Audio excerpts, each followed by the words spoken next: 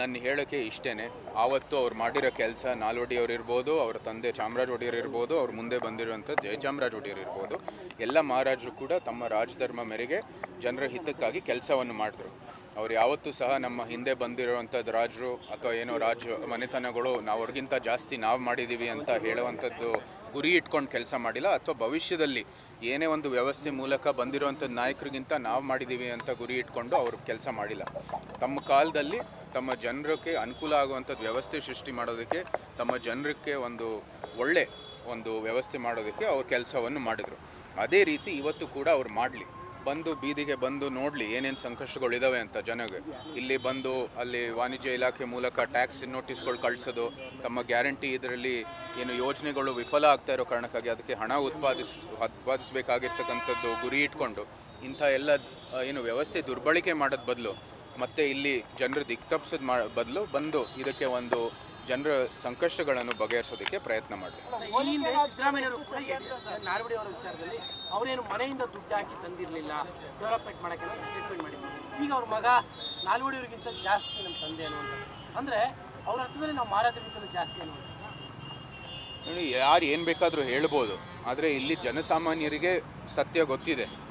ನೀವು ಬಂದು ನೀವೇ ಒಂದು ಸೆನ್ಸಸ್ ಮಾಡಿ, ನಾನು ಹೇಳೋದಕ್ಕಿಂತ ಜಾಸ್ತಿ ನಮ್ಮ ವಂಶದವ್ರು ನಾನು ಮಾತಾಡೋದ್ರಲ್ಲಿ ಏನು ಅರ್ಥ ಇಲ್ಲ. ನೀವು ಬಂದು ಸಾಮಾನ್ಯರಿಗೆ ಬಂದು ಕೇಳಿ, ನೀವೇ ಒಂದು ಸರ್ವೆ ನಡಿ, ಸಮೀಕ್ಷೆಯನ್ನು ನಡೆಸಿ, ನಿಮಗೆ ಗೊತ್ತಾಗುತ್ತೆ ಯಾರು ಏನು ಮಾಡಿದ್ದಾರೆ ಇಲ್ವೋ ಅಂತ.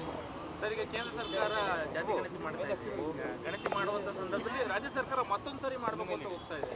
ಈಗ ಬಹಳ ಸ್ಪಷ್ಟವಾಗಿ ನಮ್ಮ ಪಕ್ಷದ ಎಲ್ಲ ನಾಯಕರು ಮತ್ತು ನಾವು ಕೂಡ ಇದ್ರ ಬಗ್ಗೆ ಮಾತಾಡಿದ್ದೀವಿ.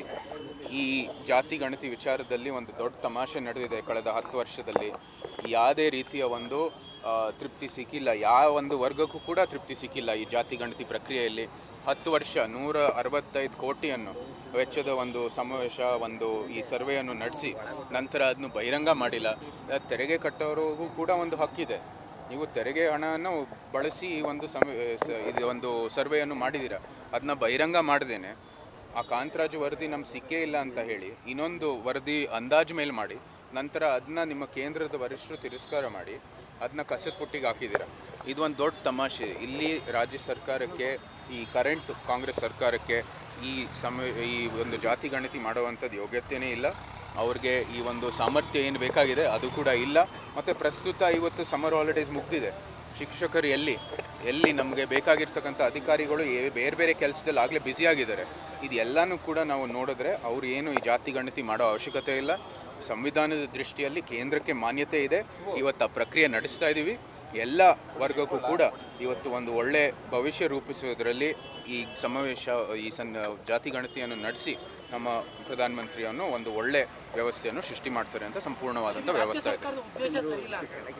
ರಾಜ್ಯ ಸರ್ಕಾರದ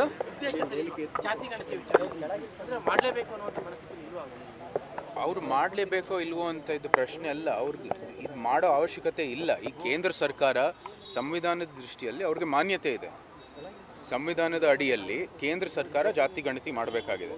ಅವರ ಆಡಳಿತ ಇರುವಾಗ ಅವ್ರು ಮಾಡಿಲ್ಲ. 51ರಲ್ಲಿ 61ರಲ್ಲಿ 71ರಲ್ಲಿ 81ರಲ್ಲಿ 2011ಲ್ಲಿ ಅವರು ಯಾವುದೇ ರೀತಿಯ ಜಾತಿ ಗಣತಿ ಮಾಡಿಲ್ಲ. ಆವಾಗ ಆಡಳಿತದಲ್ಲಿ ಇದ್ದಿದ್ದ ಪಕ್ಷನೇ ಕಾಂಗ್ರೆಸ್. ಅವ್ರು ಆವಾಗೆಲ್ಲ ಮಾಡಿಲ್ಲ. ಅವ್ರಿಗೆ ಅವಕಾಶ ಸಿಕ್ಕಿರುವಾಗೆಲ್ಲ ಈ ಜಾತಿ ಗಣತಿ ಮಾಡಿಲ್ಲ.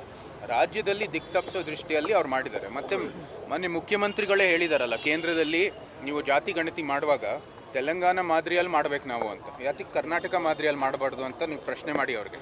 ಯಾಕಂದರೆ ಕರ್ನಾಟಕದಲ್ಲಿ ಈ ಪ್ರಕ್ರಿಯೆ ಸಂಪೂರ್ಣವಾಗಿ ವಿಫಲ ಆಗಿದೆ. 165 ಕೋಟಿ ತೆರಿಗೆ ಕಟ್ಟೋರ ಹಣ ಅದನ್ನ ದುರ್ಬಳಕೆ ಮಾಡಿ ಅದನ್ನ ಕಸದ ಪುಟ್ಟಿಗೆ ಹಾಕಿದೆ. ಮೊನ್ನೆ ಸಿದ್ದರಾಮಯ್ಯ ಮೈಸೂರು ಸಾಧನಾ ಸಮಾವೇಶ ಅಂದರೆ ಬಿಜೆಪಿ ಮತ್ತು JDS ಇಬ್ಬರು ಪಂಥವನ್ನು ಕೊಟ್ಟಿದೆ. ಬಹಿರಂಗ ಚರ್ಚೆಗೆ ಬಂದು ಡೆವಲಪ್ಮೆಂಟ್ ವಿಚಾರ ಬಗ್ಗೆ ಚರ್ಚೆ ಮಾಡಿಬಿಡ್ತಾರೆ. ದಯವಿಟ್ಟು ಅವರು ವೈಟ್ ಪೇಪರ್ ಹಾಕಲಿ. ಏನು ಘೋಷಣೆ ಮಾಡಿದ್ದಾರೆ, ಹಣ ಬಿಡುಗಡೆ ಆಗಿದೆ ಮತ್ತು ಆ ಕೆಲಸ ಎಲ್ಲಿ ಕಂಪ್ಲೀಟ್ ಆಗಿದೆ ಅಂತ ವೈಟ್ ಪೇಪರ್ ಕೊಡಲಿ, ನೋಡೋಣ.